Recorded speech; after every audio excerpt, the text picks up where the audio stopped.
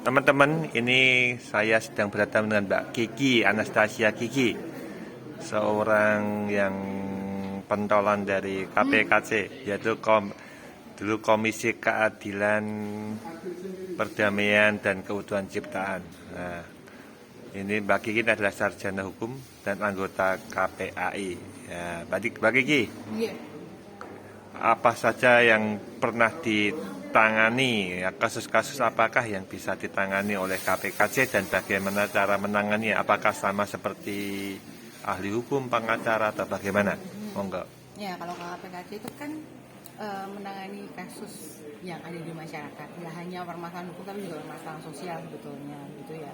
Jadi tergantung dari kapasitas di tiap-tiap paroki memang gitu, karena kita berkumpul jadi satu di Kepikepan. Nah, tapi kami percaya bahwa di tiap paroki itu juga ada sumber daya manusia yang memang dia concern ke masalah hukum dan masalah sosial gitu. Nah, itu bisa dikumpulkan profesi-profesi macam pengacara, lalu kemudian psikolog, psikiater, atau dokter, atau apapun itu yang bisa kita ajak untuk bersama-sama untuk menjadi satu tim dalam penanganan kasus yang itu lebih terpadu gitu timnya. Nah, kalau pengalaman kami sendiri untuk KPKC waktu itu sempat membantu kasus terorisme ya, kasus terorisme di gereja itu waktu itu.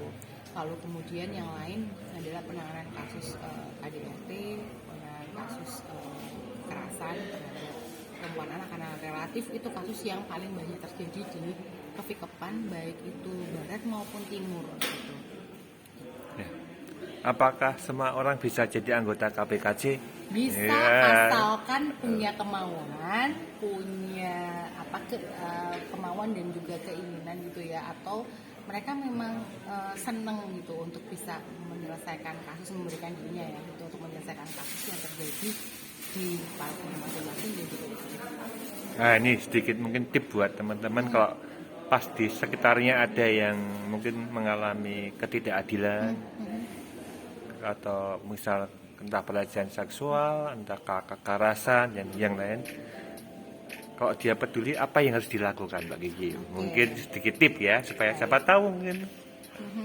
Ya, yang harus dilakukan paling tidak dijangkau gitu kan. Tadi juga di pelatihan tuh banyak kita ditanyakan kapan sih kita bisa menjangkau kalau misalnya kemudian ada kasus karena terkait kasus KDRT misalnya, atau kasus kekerasan terhadap anak, itu karena kasus yang cenderung privat gitu. Nah, ketika kemudian terjadi kasus, maka saat itu juga kita bisa melakukan intervensi sebetulnya. Kenapa? Karena kasus KDRT, kasus kekerasan seksual, kasus kekerasan terhadap anak itu merupakan kasus publik. Indikatornya adalah sudah ada peraturan perundangan yang mengatur tentang itu. Jadi jangan takut untuk kemudian dituduh melanggar privasi orang. Yang harus dilakukan pertama kali adalah melakukan pendekatan terhadap korban. Tentu saja kita nggak boleh dengar hanya dari gosip, jangan lupa ya. Jadi kita harus melakukan penjangkauan, kita dekati korbannya.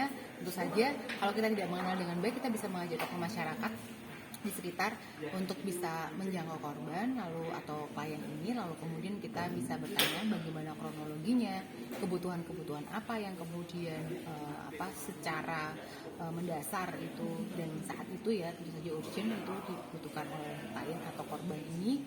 Nah, kita bisa bantu itu dulu.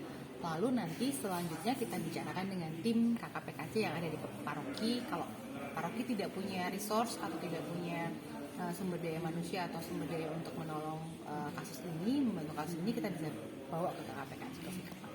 Begitu Bapak? Ya, satu gini. Biasanya kalau ada orang mengeluh atau sambat itu apakah segera kita tangani atau diapakan dulu gitu misalnya, atau kalau kita merasa bisa terus kita tangani, setelah itu kita menjadi kok dari aku punya masalah ya gitu. Enaknya Bi. Oke. Ya itu tadi kan berawal dari kita punya kemauan ya Pak gitu. Ketika kita sudah punya kemauan, punya niat, kalau punya kapasitas ya baru kita menolong. Jangan memaksakan diri sih menurut saya. Kalau kemudian tidak mampu, merasa tidak bisa, ya nggak usah ikut, nggak apa-apa gitu. Tapi kan kalau kita mau, mampu, ya kenapa enggak gitu.